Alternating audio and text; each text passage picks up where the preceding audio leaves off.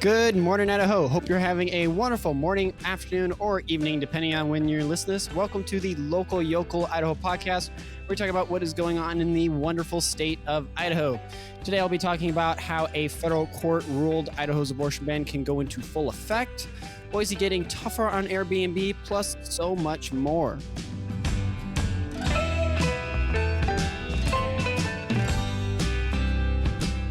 Hey, glad to have you here today. Please join me for the morning banter where I chat with you guys a little bit before we get into it. But if you're short on time and prefer to skip the banner, I totally understand. You can use the timestamp that is down in the description to jump straight over to the stories. For those who did stay, welcome. Hope you all had a wonderful week. I did. It was nice and relaxing compared to the last couple of weeks where it was been crazy. I know last week I talked about that, the conference, and then having things every evening and stuff. And part of the product of it being a little bit more of a relaxing week is the fact that we've been able to get the podcast out on schedule Sunday evening as it's intended to be. I know the last couple of weeks that has not happened, but that's a very encouraging element I'm very glad about this week. Plus, it also looks like, and talking about Idaho's favorite thing, which is weather, it looks like we got a little bit, or should be getting, I should say that. I have to correct myself often because I'm having to remember that this is coming out in the future and it hasn't happened yet. But it looks like we're going to have some nice rain happening this weekend, a little bit of refreshingness, especially with all the fall weather. Hopefully it won't brush too many of the beautiful fall colors away with the autumn leaves. I know whenever it rains during the fall, kind of a little sad because it'll knock more of them off and it won't last as long, but still very refreshing to have. And hopefully that'll help the week be nice and cool, but won't interfere with anything. But with that all said, I'm very excited to say we have the man that helps make the magic happen, or at least the channel. John is joining me as a co-host today, which I am so excited about. Yeah, I'm excited to be here, Tyler. Thanks for having me. It's been fun to get to know this show through the editing process. Honestly, it's been fun to get to hear more news about Idaho. I've enjoyed that. I've not lived in the state for that long. I think I've been here about 5 years now. And so it's kind of cool to get a better view into politics for one, but also just random goings on. It's interesting. Right. Yeah. I mean, that's the main reason I started it, for stuff like that, exactly, so that people could learn more and know and be like, oh, that's happening, and have people hopefully be more informed about what's going on and to be involved in local events. Yeah, I like the idea. But with that said, you can probably hear that John's audio sounds way better than mine.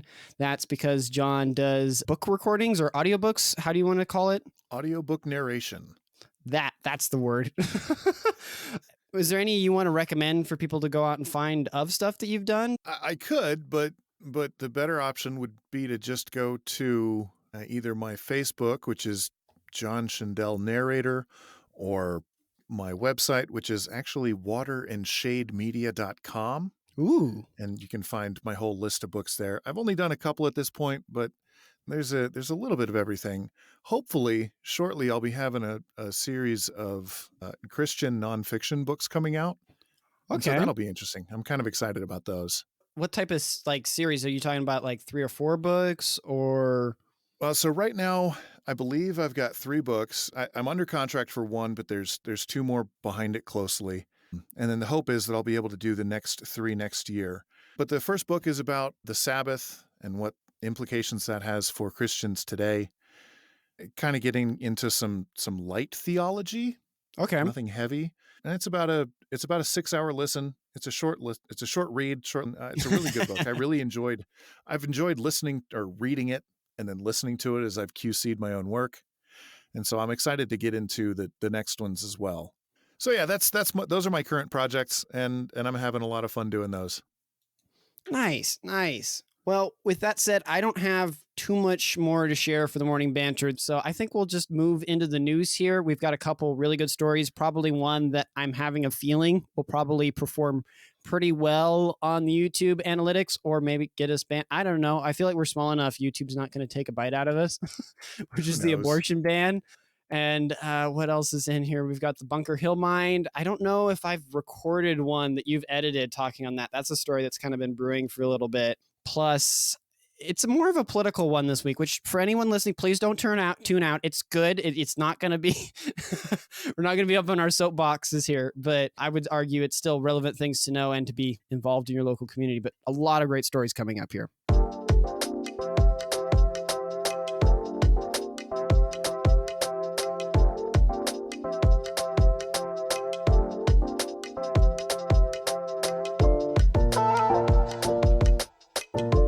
moving into the news with our first story here. Federal appeals court allows Idaho abortion ban to go into full effect. This comes by KTVB7 by Idaho Press by Laura Guido. A federal appeals court has ruled that Idaho's abortion ban may go into full effect, overturning a narrowly blocked enforcement in emergency situations. The Ninth Circuit Court of Appeals sided with the state and the state's legislature in lifting the partial injunction on the abortion ban amid a challenge by the U.S. Department of Justice, which is suing over a lack of exemption in the law to protect the health of the mother. The abortion law includes exemptions under certain circumstances for rape, incest, and to prevent the death of the mother. The Justice Department challenged the law, arguing that it violated the Emergency Medical Treatment and Labor Act, or EMTALA. Honestly, I think the non-acronym name works better. A federal law that requires medical providers at facilities to receive medical funds to treat and stabilize anyone for an emergency. The U.S. District Court Judge Lynn Windmill granted a preliminary injunction in August of 2022, prohibiting prosecutions of abortions that were provided in emergency situations. Thursday's court overturned that injunction. Judge Lawrence Van Dyke wrote in the order that the legislature made a strong case that the abortion ban does not violate EMTALA.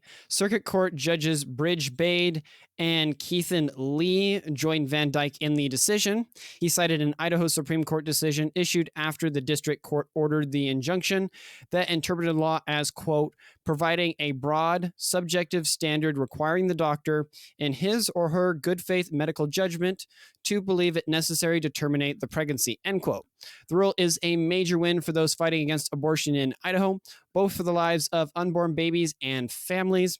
With that said, the U.S. Department of Justice has not yet announced whether it will appeal the ruling, which honestly, if anyone has listened for any amount of time on the podcast, you will know that I am pro-life. I am not a fan of abortions, nor is John on this, as you could tell probably from us talking about the Sabbath earlier. That wasn't a bit of a tell.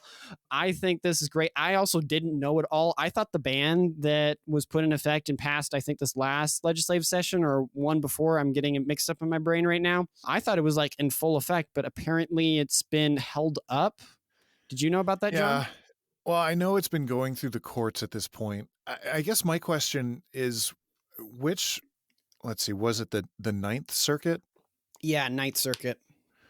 Which is the one in California? They're the one that has allowed for a lot of very liberal things to continue, some of which has been good, some of which has been really, really bad.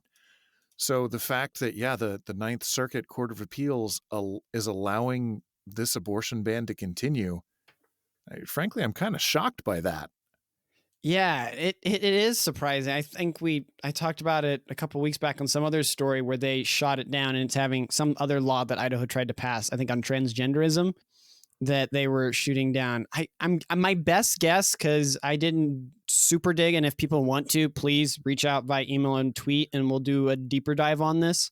Always welcome to. But my best guess is that the U.S. Department of Justice here, the point they were arguing on was just so flimsy that even the Ninth Circuit was like, precedent, I don't think we can. I'm guessing that's maybe what happened. It was just so bad. Yeah, well, and that's where you have to give it to the law writers who wrote the law that then was passed, that if it's a bulletproof law, then you can't really do much to say no. And in my opinion, on abortion, as soon as you start writing laws that make sense, that state your case properly, and that put in effect the right way of doing things, man, there's really not much to do to say, no, we still want abortion, unless you're going to take the crazy radical left stance and say abortion always, no questions asked up until the point of birth, Right. And after, because honestly, that's the logically consistent stance as far as I can tell. Right. I think we've seen that with other laws that conservative states have passed where I feel bad, where they write a law and the intent, right? We as Christians sometimes will talk about that a lot. You have the letter of the law and the spirit of the law. that the spirit of that law is great. The intent, the goal of it's great, but then the letter of it sometimes is weak. And so these courts will go through and they'll just kind of pick it apart and it'll fall apart and different things because there was this inconsistency in that. And lawyers are the kings of trying to find inconsistencies and loopholes and things. And so I think you're right on that. And also, kind of a point you mentioned earlier, if we believe that there's such a thing as objective truth, truth that it transcends that, if I say the sky is orange, well, objectively, it's not. It's a transcendent truth. It's a truth that, independent of my mind, is true. If we believe that there are such truths like that, and you write a law that is in line with what's true, then I would argue if one is being logically consistent with the conscience that God's given them and follows through with it, it will convict and it will line up accordingly. And hopefully in the end will win. Yeah, I would agree with that. And then moving on to our next one, a little less of a political one here, and one that we've talked about and I think is also great to hear. Bunker Hill Mine officially restarts. This comes by the Shoshone News Press by Josh McDonald. For those of you that have been listening for the last couple of months, you may have remembered me talking about Bunker Mine and the work being done there to get it back up and running. Well, it officially restarted with a groundbreaking ceremony held this last week, attended by Governor Brad Little, Bunker Hill Mining Corp CEO Sam Ash, and board chairman Richard Williams. Ash and Williams spoke about their vision for the mine, which is to create a sustainable and environmentally friendly mine operation that will contribute to Idaho's economy and provide jobs for local residents.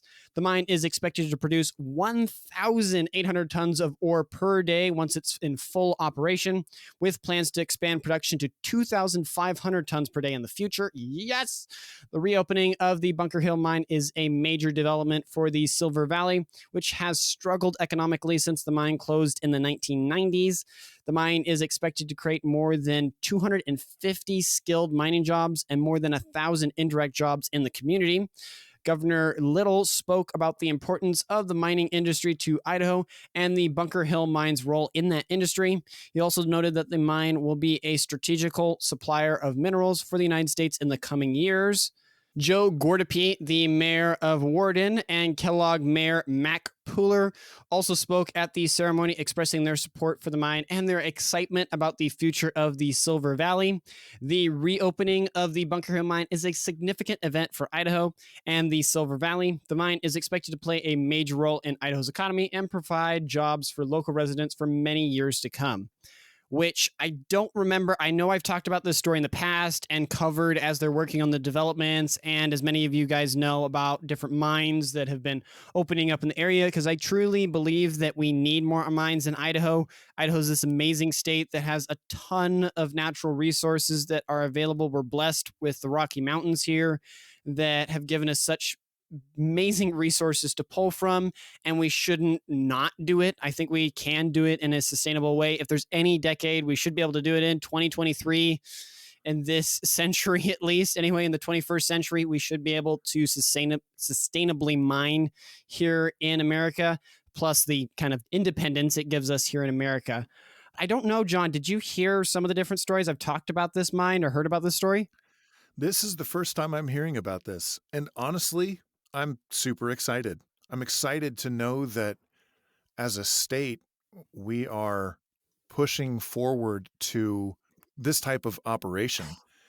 The blue collar, extraction of materials, the material wealth that the USA has is so important. And there's so much of it here in the Western United States along the Rocky Mountains that maybe exploit is the wrong word, but we should be. I think utilize is the word. Yeah, maybe. Yeah, utilize is the, I don't know, less aggressive word. The term that's less canceled, right? Sure. All right. So we're not exploiting, we're utilizing. But no, I think the other side of that is right. You said sustainable, and that's something that we really need to be being very careful about, because we don't want to be injuring miners or the miners' families. We don't want to have the black lung happening. We don't want to be strip mining things and really just laying waste to nature. We want to preserve and be good stewards of nature. But at the same time, these are resources that we can use, and therefore I think we should use them for the betterment of Idaho specifically. But yeah, for human flourishing, I think we should be using these materials, and this is a really good thing. Oh yeah. Yeah, for sure. I mean, also adding a little bit into it for you and past things. I don't have the exact numbers, but if I remember correctly, Bunker Hill Mine from the past stories I've talked about it on here, it's like over 100 years old mine, and it used to do like a ton of stuff. It's up there with like Silver City, if you know any of the history behind that Yep. in Idaho.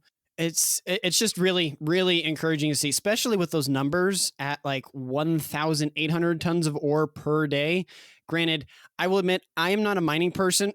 I don't know what is like a crazy amount to pull up, but tons a day, that sounds amazing to be able to be doing. Especially also, they have a really cool website. I've said this before, but I'll say it again, for the sake of John being here and those that haven't listened before. Mhm. They have a really cool website where they've gone through and they've shot like videos of the whole restoration process as they've gone through it, and they'll like regularly have kept people updated of the process. And they have done I think, an amazing job of doing it in kind of like a 21st century way, the vlogging and the videoing and everything. So people can follow along and kind of see the process of it and kind of take away the thing of where some people, the image that we'll get in the mine, that this mine is this big pit and there's just all this dirt and things being moved around. And it's this filthy, not friendly to any living environment at all, rather than seeing the videos of like, oh, like, no, there's this, and then you have this different mine shaft, and then they have this filtration system that's checking this, and they're cross-checking that and everything. Honestly, if one of the guys, I would hope, I would pray, if someone is listening from the Bunker Hill mine up there, I think it would be super, super cool to try to go shoot like a video up there for the podcast of kind of like a behind how they're setting it up and what's going on up there. So if anyone from Bunker Hill Mine's listening, hit me up. The email is on there on the podcast. It would be Hook awesome. a brother up. I think it would be really, really cool to go see that in action up there. And assuming, I don't think we'll be able to fit it in this year, but I'm hoping next year to try to get up north to shoot more videos, which we're definitely working on. I'm getting the camera gear for that, for other stuff, but I'm really looking forward to that. And this will definitely be at the forefront of the list. This would be an awesome trip. I am down for field trips. I have not outgrown them. Hey, you got to have they say boys never fully grow up. They just get bigger, funner toys. And in this case, we get fun cameras and we get to go around and talk about stuff. Dude, I'm not like, yes, the cameras and the microphones, that's cool stuff. But I just opened up the Bunker Hill website and I'm seeing, there's four thumbnails of videos and it's a giant machine on wheels. And dude, that's awesome. Right. My son, my youngest son right now is super infatuated with trucks and construction equipment. I haven't outgrown that. I'm still that. I hide it a little bit better now, but dude, I am all about construction vehicles. They're cool. Well, then I wish I had known, because over in Meridian, the city of Meridian was like holding this event and was specifically meant for little kids, but obviously parents could come along and you could get your fun time, John. But that where they were having like as many like big giant construction vehicles and like fire trucks and different things all there, and the kids could then climb up and the operators were there to like teach you and show you what was going on and how they all worked. And yeah, they did one at the I think it's either the Children's Museum or the Discovery Center, and I don't remember which one's which, but it's the one in Meridian there by the highway. And yeah, we went to that one. I think it was in the spring, and it was awesome. But in any case, with all that ramble aside, really, really great to hear the mines opening up north there. If you're someone who's living up there and you go, let us know what you think about it. Or if you're someone from the Bunker Hill mine, please reach out. I'd love to connect and try to do something up there. Now, moving on to our next story. This one kind of walks the line between political and not, but kind of isn't. Boise gears up to be strict with Airbnb. This comes by the Boise Dev by Margaret Carmo. 2.5 years ago, the Boise City Council approved an ordinance requiring short-term rentals to obtain a license to operate in Idaho's largest city. But years after it was put into place, only a fifth of the short-term rentals, like Airbnbs or VRBOs, are in compliance with the ordinance. The city is now taking steps to improve compliance, including contracting with a company to provide data on short-term rental locations in the city limits. This data will be used to identify unlicensed properties and send notices to the owners. If the owners do not come into compliance, they could face a misdemeanor charge. The ordinance has been controversial since its inception, with some residents and city council members arguing that it is too strict, while others say it does not go far enough to regulate short-term rentals. As for what the city council members are saying, the city council president pro tem Patrick Bagent and the city council member Lucy Willits did not vote for the ordinance and would like to see it repealed. They argued that the city should not regulate short-term rentals and that any problems caused by them can be addressed through other means, such as code enforcement and noise ordinances. The city council president, Jimmy Halberton, and city council member Colin Nash are more supportive of the ordinance. They agree that it is too early to say how effective it has been. They would like to see more compliance before making any changes.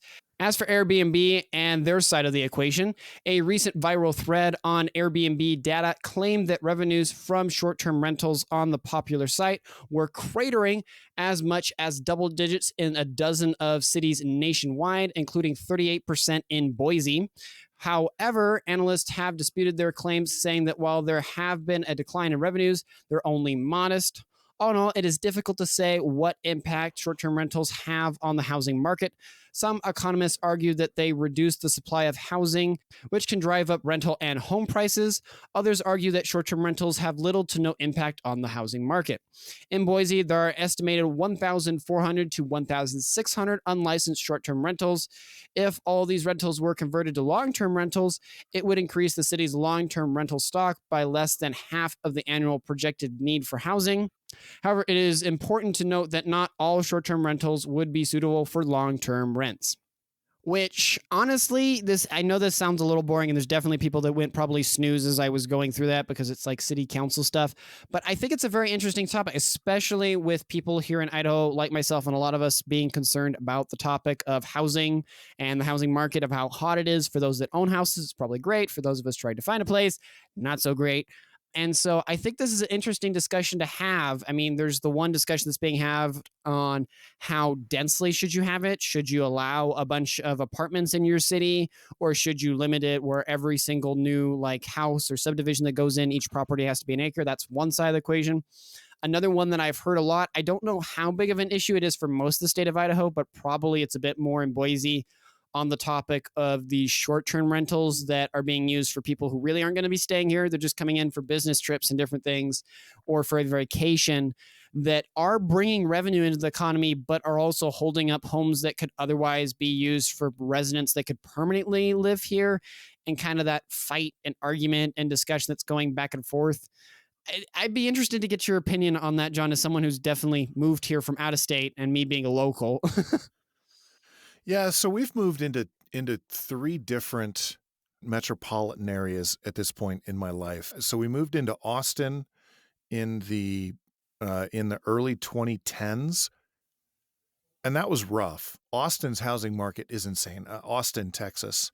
From Austin, Texas, we then moved to the DC metropolitan area outside of DC. We're about 2 hours west of DC, out in Loudoun County. And housing prices out there were also insane because everybody would commute from there into DC. Even though it was like a 2-hour commute, people would still do it. So it's the demand for the capital of the United States, right? Yeah. Which that's a whole nother topic. It shouldn't be, but it is. And moving here to Boise, it was almost as bad as it was trying to move to Austin. Really? Oh yeah. Now, Austin's metropolitan area is so much bigger, so we were further out from the city center. There, we were about 45 minutes away from downtown to be in reasonably priced housing. And now we're about 20, maybe 15 from the city center. We bought a home, and it works for us, but man, the housing prices here are insane. And as the city continues to grow, in Boise itself, but not even just in Boise. I mean, you look out in Meridian, or Eagle's insane just because it is, but Meridian, Nampa, Caldwell, Star, like anywhere in the Treasure Valley, it's all insane. I guess the question is slightly interjecting. I was talking to a friend that I made that he just got like his realtor license and has been doing it for like, I think 6 months now.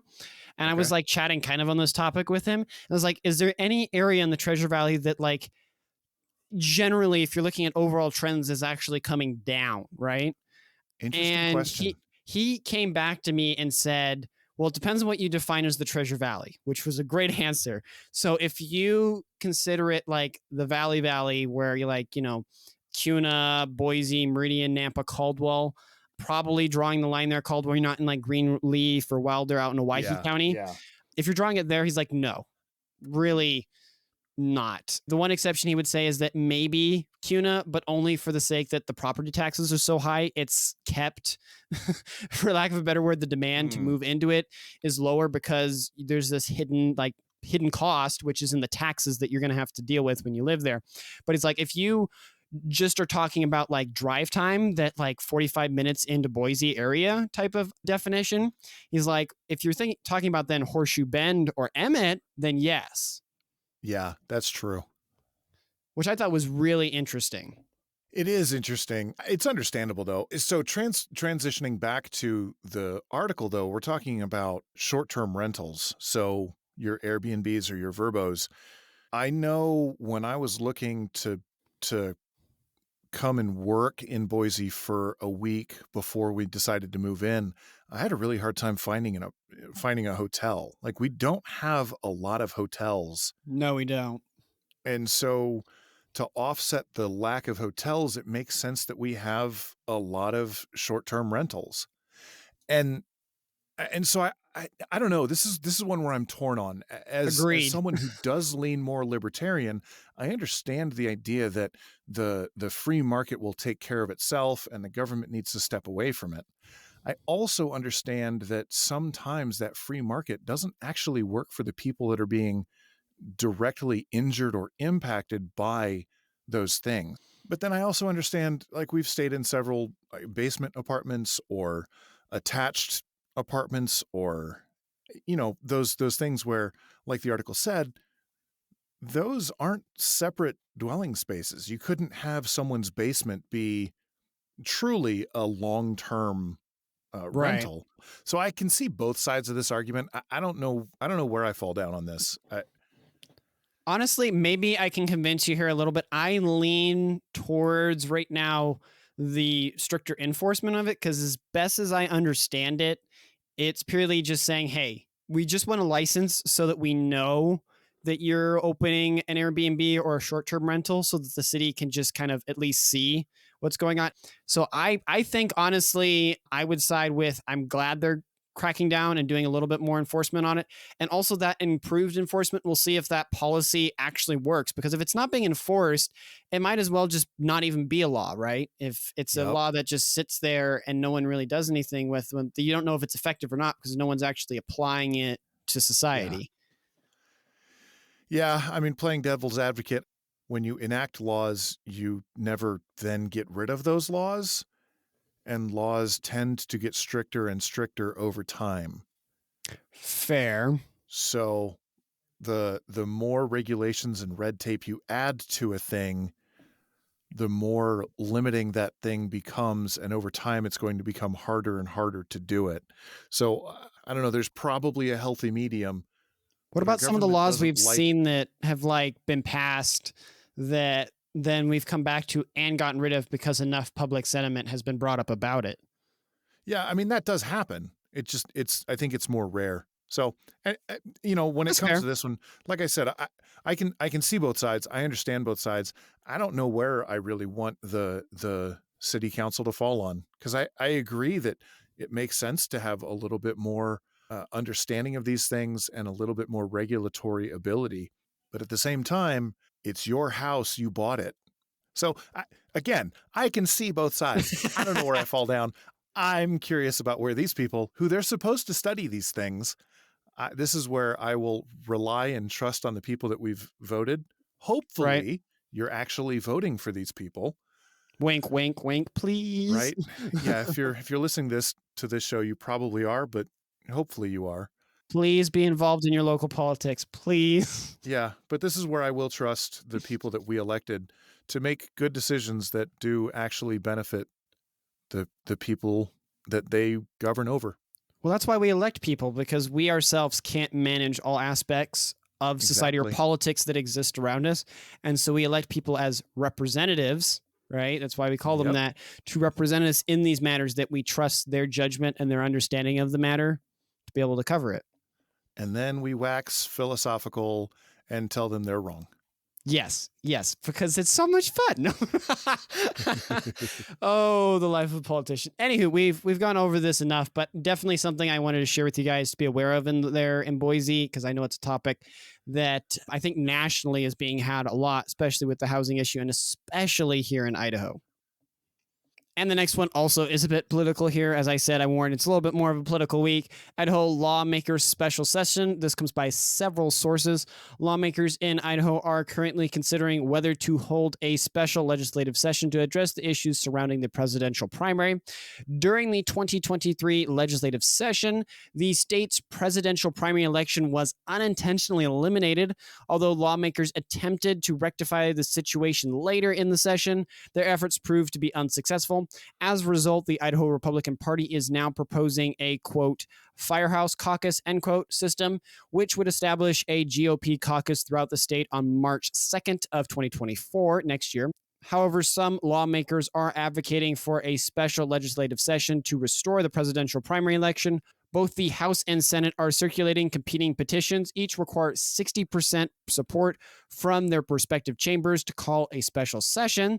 The House petition proposes a March primary format that includes only the presidential preference vote, costing about $3 million every 4 years. On the other hand, the Idaho Senate petition proposes placing the presidential preference primary on the May ballot. Time is of the essence, though, since the Idaho Republican Party must decide on how to select presidential delegates by October 1st. Some lawmakers are apprehensive about implementing a presidential nominating caucus, since it would require voters to participate in person for an event that could last several hours. In 2012, only 44,672 voters participated in the last presidential caucus held by the Idaho Republican Party. However, the Idaho Republican Party switched to a presidential primary during the presidential election in 2016. The number of presidential votes increased to over 225,000. It remains to be seen whether lawmakers will come to a consensus on the special session. However, the issue is expected to be a significant topic of discussion when lawmakers return to the Capitol in January. Which, I don't know how much you've been following this, John. I know, I will admit, on Twitter, with the people that kind of cover that Idaho Twitter, shall we say, this has been a hot topic that's been going around, and also on the different like central committee meeting stuff. I think I talked about and had an interview with Forrest. Yeah, I did a couple months back talking about this, that I think the standing GOP plan is to go with a caucus. So that might be why we're seeing the House and Senate having a hard time to get that 60% support, because the general body of Republicans say that we're just going to go with a caucus. Republicans, we have a habit of liking to disagree, which is good at times, but also can be frustrating. Yep. Yeah, it's an interesting story. It's interesting that we're going back and forth between these two ideas. The numbers between 2012 and 2016 are shocking. You know, between 44,000 and 225,000. That's Yeah. what, 200? No. That's more than a 400% 50% jump. increase. It's massive. Huge. It's huge. It's an incredible amount. And so I guess the question does come down to, does that outcome end up being the same either way? Something tells me in this election cycle, it would end up being Donald Trump being the Republican nominee. That's just my guess. But I think it's a safe assumption, looking at polls, at least Yes. nationwide polls. I think Trump's going to be the nominee if we go that route. So then, unless something crazy happens, but it is 2023. Yeah, who knows? So yeah, I don't know. This is another one that I'll be interested to see where the elected officials end up landing, because Yeah, I mean, Yeah. I go back and forth as well. I am definitely not versed enough. I know the people I've talked with that I have many good friends in the Republican Party that are very vocal on their opinion on this. We'll put it that way. You know who you are. I know you're listening. And I don't know enough, shall we say, of like different voting systems and stuff because I know I dipped into that a little bit in college. That you have like the Madison system and stuff, and it kind of comes into this. There are like mathematical systems in politics, and they win the way they interact. I honestly am kind of excited that we're having a caucus, only because of the fact that a lot of people don't know that they can go to their Idaho like Republicans committee meetings and they can let their different committee women or men know what they want them to vote for. And I think that if I remember correctly, I'm probably butchering it.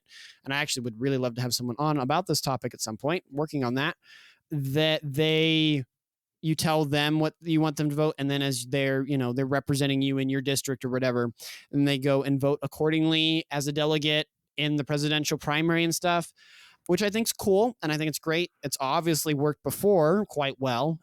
And that's why we tried to get it back, but sadly it didn't happen there with a little bit of a mishap in the legislature. But I'm actually kind of excited about the caucus thing because when I'm talking to people, I can legitimately say and go up to them and be like, do you like Vivek? Do you like DeSantis? Do you like Trump?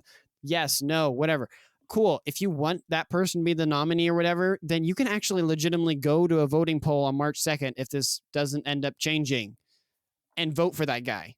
Yeah. And your vote will then affect how Idaho is going to vote accordingly with its delegates in the Republican convention, which I think is really cool. It is. That's cool. I maybe there's other stuff I'm missing. I've talked to some people like, no, it's horrible. Think of blah blah blah, and then they say a bunch of terms, and I'm like, what? And I can also see with the participation numbers that if like people in Idaho were really involved in the Republican Party, then a caucus probably would be better. And I can see people arguing that like not having a caucus is better because you're not going to have a lot of voters coming out to that caucus, and the ones that are going to be really politically active people, and that's going to sway the vote beyond the normal Republican Party stand. We can go back and forth, but Yeah. definitely something interesting to see that's going on. It will be very interesting to see next legislative session in January how they permanently solve this, decide on it, because obviously, as you were listening to this, it will have finished and been finalized. If nothing changes, it will be a caucus after October 1st. So that'll be Sunday when the podcast comes out. So if you can't find any news about a special session happening before that's happened previously in time, then it's going to be a caucus that's going to be going forward. But if you can find stuff that might have changed, we'll definitely try to cover that next week and different things going on with that. But definitely something interesting, and it'll be cool to see how the legislature handles that coming up this next session. Cool. Last story. Actually, I think I'll let you read the last one and the fun one there. All right. Well, this next story is one that, as I'm looking through this, it piques my interest. So this is a new Airgun shop. It's opening in Idaho Falls. This comes by East Idaho News by Mary Boyle. So over in Idaho Falls, shooting enthusiasts have found a new option for enjoying their sport of choice.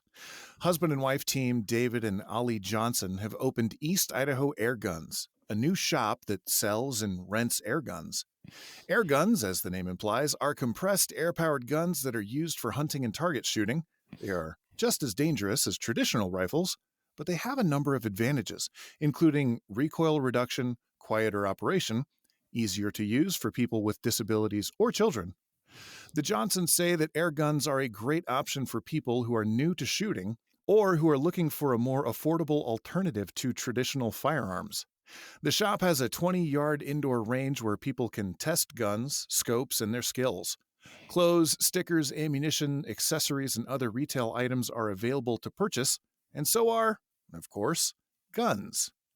Kids under 18 can come to shoot if an adult accompanies them. You don't have to buy a gun to use their range either.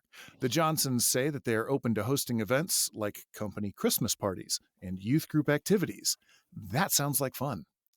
Eventually, the store will also be offering competitions, maintenance and repair services, and trade-in and buyback options for guns and equipment. During the grand opening, people were allowed to participate in a shooting competition for prizes. The Johnsons also raffled off an FM Impact 22 rifle, which has been modified with a scope and moderator. Raffle tickets were $10 each, or 6 for $50.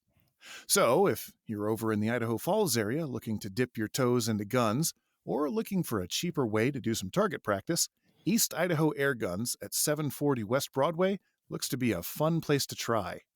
See, ladies and gentlemen, this is why I think it's wonderful we have John here to help both with editing and co-hosting, to have that wonderful voiceover of the script. That's what I'm here for. The silky, sultry sound of my voice will lull you to sleep. Will lull you into being interested in airsoft? I really hope no one was driving when they were listening to that. That's funny. Well, I want to correct myself. It's not airsoft. Now, so when I was in high school, that was in the early 2000s, paintball was the just yesterday, sport right? of choice. Yeah, not too long ago. Paintball was the sport of choice, and by golly, I had a lot of fun doing that.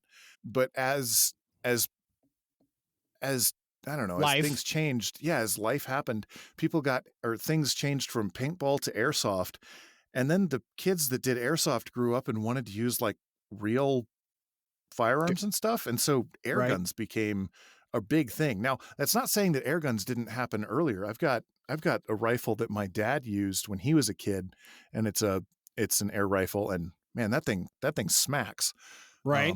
They're nice for dealing with squirrels, especially if you're in city limits. Dude, we used to pick chipmunks off of the bird feeder in our front yard when I was in high school. It was great. Awesome. It was awesome because we lived out in the woods and no one cared. But this sounds awesome. Right? Yeah. I feel like more and more businesses are taking the, as I like to joke about, the bowling lane business model to heart and applying it to more things, because you have like the axe throwing ranges, which if you haven't done one of those, highly recommend it. There should be one nearby you. And if not, especially here in Idaho, just grab an axe and go out into the woods. There's plenty of trees around here. You could probably get away with it just fine. But that's one thing that's been really cool. I'm trying to think of another one that they've done something like this with. This is a perfect example with the airsoft. Yeah, there are archery ranges and firearm ranges, but this sounds awesome. Oh yeah. And especially, I props to the Johnsons here.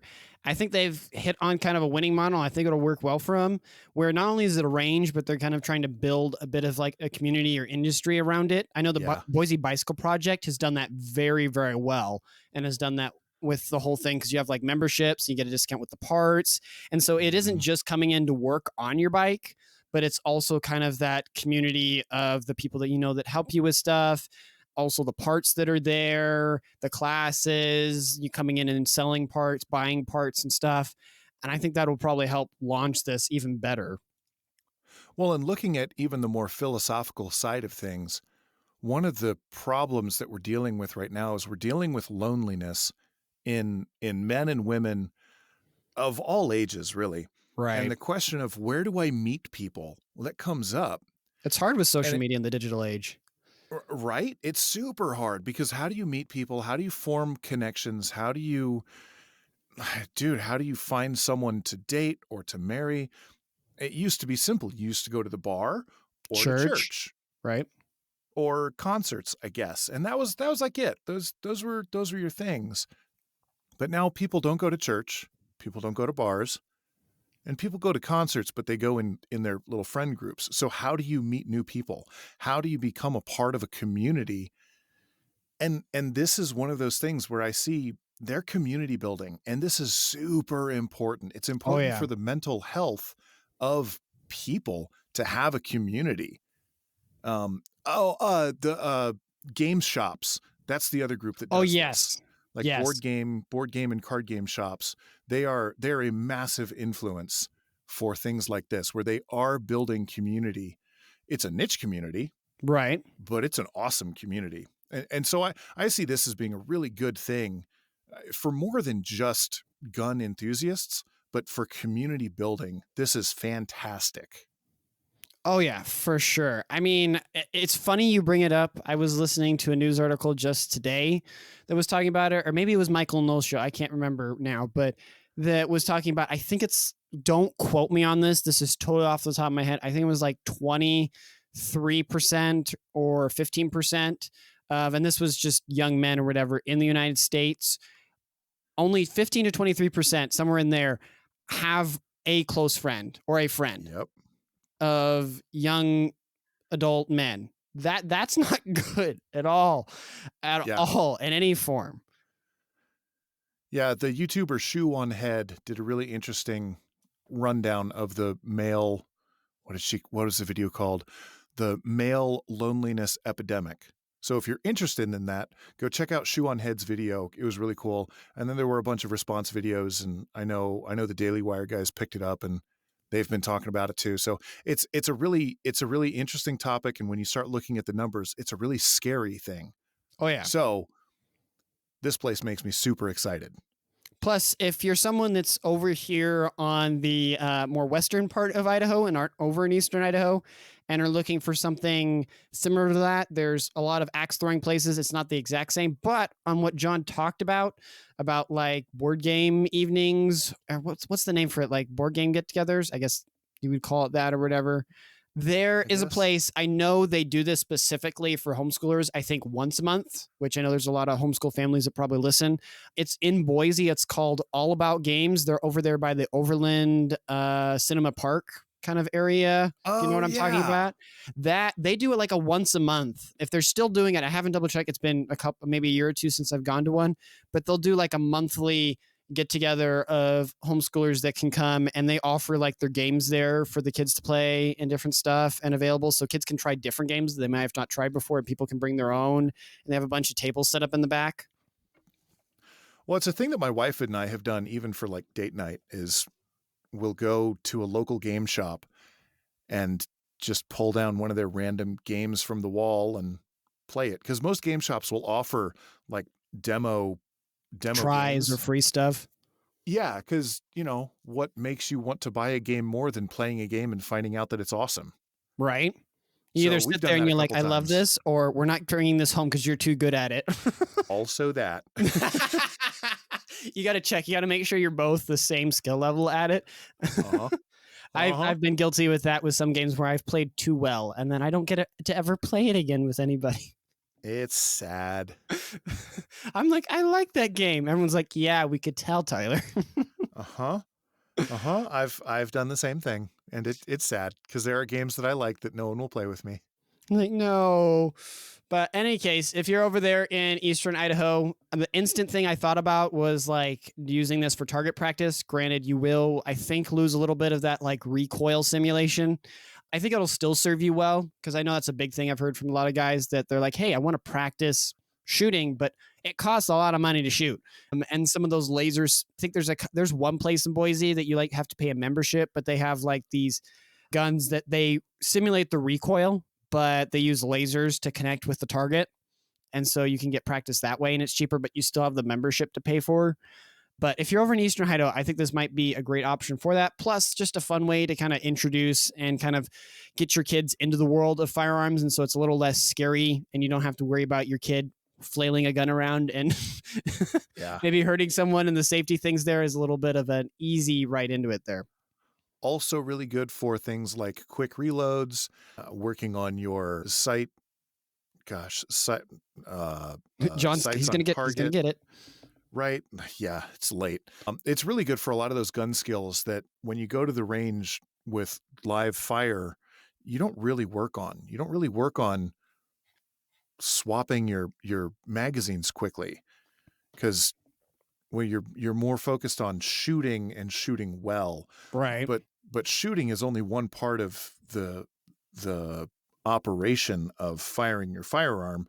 You have the drawing your firearm, the finding your target, getting your sights on the target. You have your swapping out of your magazine or your clip. Like, there are so many different parts to shooting your gun that you should be proficient at. That this is a really good thing for a lot of those secondary skills to actually pulling the trigger and hitting the target. So also, bringing down the what's the word I'm looking for, the stress or the weight that comes with sometimes when you're dealing with a firearm, that I feel the seriousness, that's the word maybe I'm feeling like that. With this, it's an air gun. You could pull it out as many times as you like, mess with it, keep practicing, keep using it, and you've got people there to make sure that, you're using it correctly, because, both of them shoot projectiles, so you got to be a little careful. But definitely something to be aware of over there.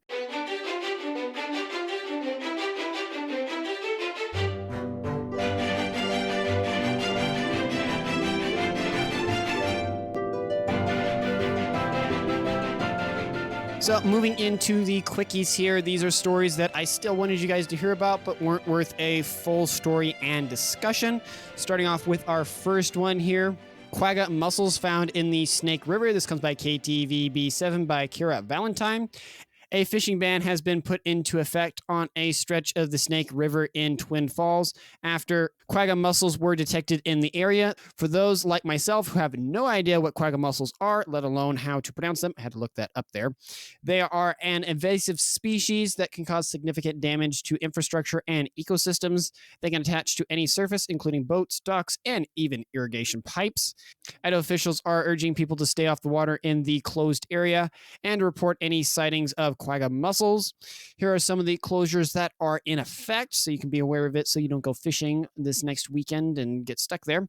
Fishing bans on the Snake River from Twin Falls Power Plant downstream to Highway 46 Bridge. No watercrafts of any type are allowed on the water between Centennial Park and Shoshone Falls. Murtaugh Lake boat ramps and docks are closed. Shoshone Falls Park boat ramps closed as well. And Dirks Lake Park is closed to all watercraft, and a portion of the river between Niagara Springs and Twin Falls are closed. If you're planning to fish in the Twin Falls area, you may want to wait or at least check the Idaho Fish and Game website for the latest information on closures. And then moving up north in northern Idaho, the Northern Idaho College to host Choral Kaleidoscope concert. This comes by the Bonner County Daily Bee by staff. The Northern Idaho College Music Department will be performing the Choral Kaleidoscope concert at 7:30 p.m. Tuesday, October 3rd at the Boswell Hall Schuler Performing Arts Center on NIC's Coeur d'Alene campus. The concert is free and open to the public. For context for people like myself, the Choral Kaleidoscope concert is the third annual high school invitational choir event held at the Northern Idaho College. Area high schools are invited to send their best singing ensembles to participate in a non-adjudicated performance event to kick off the school year. Quote, "It is a wonderful opportunity for high school choirs to hear what other choirs are doing and for the Coeur d'Alene community experience the abundant musical talent in our public schools," end quote, said NIC adjunct professor of music Stan McDaniel. High schools performing include the Kellogg High School Concert Choir and Select Choir, the Timberlake High School Concert Choir, the Lakeland High School A Cappella Choir, the Lake City High School Select Choir, Navy Blues Jazz Choir, that looks cool, and chamber choirs, and the choir of Coeur d'Alene Charter Academy and Coeur d'Alene High School. The concert opens with 3 selections sung by NIC Cardinal Choral, directed by McDaniel. The program includes Burl's Red's America the Beautiful, Ed Lejeski's jazz-tinged setting of Amazing Grace, and Glenn Burley's gospel anthem, Order My Steps. This year, the Cardinal Chorale is joined on stage by all participating singers at the end of the concert to sing A Parting Blessing by J. Jerome Williams, a powerful setting of Old Irish prayer. The Choral Kaleidoscope concert looks to be a great opportunity to hear some of the finest choral music in North Idaho region. One I would love to attend. It is also a chance to support talented young musicians from local high schools in the area. And then coming back down to the valley here, Nampa Train Depot celebrates 120 years. This comes by the Boise Dev by Ann Daly. The Nampa Train Depot is celebrating 120 years since it first opened this year. The depot was built in 1903 to accommodate the growing railroad traffic in Nampa. It was designed by architect Frederick W. Clark in a unique style that combines French Renaissance, Baroque, and Romanesque revivalism. Sadly, the depot was only in operation for about 20 years, but it played an important role in developing Nampa. It was a nexus of 4 different rail lines, which linked southwestern Idaho to the coast and the territorial capital in Boise and architectural and ranching regions. In 1972, ownership of the depot was transferred to Canyon County Historical Society, which turned it into a museum and interpretive center. The museum is open Friday from 10 a.m. to 4 p.m. and Saturday from 11 a.m. to 3 p.m. Admission is free, but a $5 donation per adult is welcome. The Nampa Train Depot is a beautiful and historical building that is well worth the visit. It is a reminder of the important role that the railroad played in the development of the West and possibly the future. All right, so staying in the valley, we have the Meridian City Council approves Windrow neighborhood development. This comes by the Boise Dev by Sidney Kidd. A new development that would bring over 250 homes in South Meridian is one step closer to becoming a reality. At Tuesday night's Meridian City Council meeting, the council unanimously approved the annexation, partial rezone, and preliminary plat for the Windrow neighborhood. The Windrow neighborhood will be located on the corner of Amity Road and Linder Road and will include 252 residential spaces and 40 common lots across 64 acres. The development is planned to be complete in 5 phases. Lot sizes in the Windrow neighborhood will range from 4,752 square feet to over 10,000 square feet. The homes are planned to be between 1,350 and 2,700 square feet.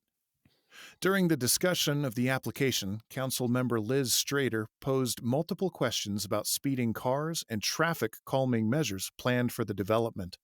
She noted the development's design had long stretches of roadways with residential lots facing toward the road. Strader questioned whether there would be cars speeding through the neighborhood to get to nearby collector roads. It was determined that the neighborhood wouldn't have immediate access to the nearest collector road, but the developers agreed to implement traffic calming measures such as bulb outs or crosswalks on the long roads to promote pedestrian safety. Conger Management Group will also be responsible for making frontage improvements on both Amity and Linder during the construction of the development. The Ada County Highway District has plans for Amity and Linder to be widened in the future, but execution of those plans is over 10 years away. And with that wonderful narration from John on the past story, we come to Henry's Lake algae bloom. This comes by the East Idaho News by staff. Seems like we have a report on this each week, but in any case, the Idaho Department of Health and Welfare has issued a health advisory for Henry's Lake due to harmful algae bloom. The department is urging people to use caution while recreating in or near the water. For those that haven't heard from our past reports on this, here are some things to keep in mind. 1, avoid swimming, wading, or other contact with the water. Ensure pets and livestock do not drink or go into the water. Do not drink or cook with the water. Watch for symptoms of cyanotoxin exposure, such as rash, hives, red eyes, wheezing, coughing, shortness of breath, stomach pains, diarrhea, vomiting, headache, muscle weakness, or dizziness. If you think you may be sick, consult your healthcare provider or call the Poison Center at 800-222-1222. And lastly, monitor media reports and DHW's website for health advisories. So in general, just don't touch the water. And coming to our last quickie here and letting John take it away because it is about lanterns and his sultry voice will probably be the best to fit it. So Harvest Lantern Festival in Pocatello. This comes from the East Idaho News by Logan Ramsey. For those of you over in Pocatello, Randy's Tumbling and Extreme Fun is hosting the first Harvest Lantern Festival in Pocatello on September 30. The event will feature glowing lanterns on the Pont Neuf Wellness Complex Lake, food vendors, live music, and activities for kids. The festival is free to attend, but those who want to set up a lantern need to buy a kit. The family lantern kit costs $90 and includes 4 lanterns, 4 wristbands, 2 drawstring bags, 4 glow sticks, 2 activities, and 1 throw blanket to share. The youth lantern kit includes 1 lantern, marker, drawstring bag, and wristband. About 300 lantern kits have been pre-ordered, and the organizers expect to have 500 by the time the event happens. The festival will take place from 4 p.m. to 9 p.m., with the main event, when people set their decorated glowing lanterns on the lake water, happening around 7:30, right after sunset. The organizers hope to turn the festival into an annual event and eventually Donate the proceeds to a charitable cause in the community.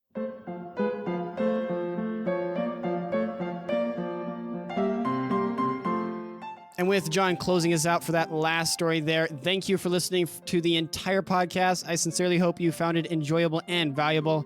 If I missed any important points or provided incorrect information, please feel free to reach out to me via email at localyocalidaho2022@gmail.com or on Twitter by tweeting me at localyocalidaho.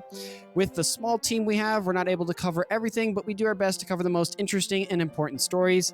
Thank you for your continued support and assistance. That's all for now, and I wish you a fantastic rest of your week. Godspeed.